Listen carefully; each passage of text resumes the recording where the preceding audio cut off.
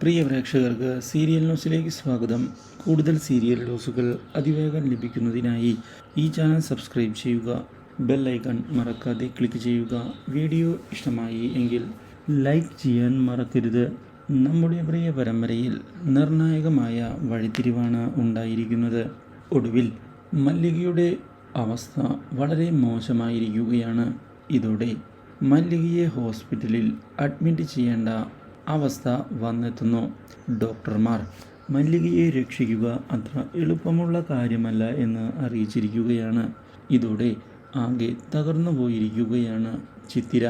പൈസ ഓപ്പറേഷന് വേണ്ടി ഉണ്ടാക്കുന്നതിനു വേണ്ടി ഇതേ തുടർന്ന് ചിത്തിര കഷ്ടപ്പെടുകയും ചെയ്യുന്നു.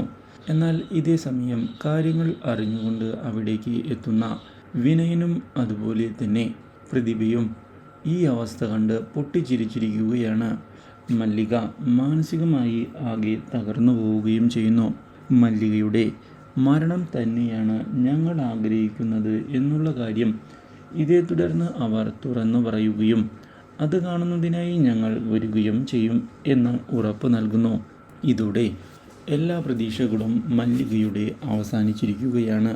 എന്നാൽ ഇതേ തുടർന്നാണ് പുതിയൊരു വഴിത്തിരിവ് ഉണ്ടാകാൻ പോകുന്നത്.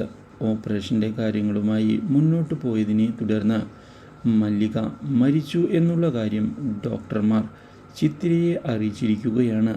അപ്രതീക്ഷിതമായ ഈ സംഭവം ചിത്തിരയെ തകർത്ത് കളയുന്നു. Do like, share and subscribe.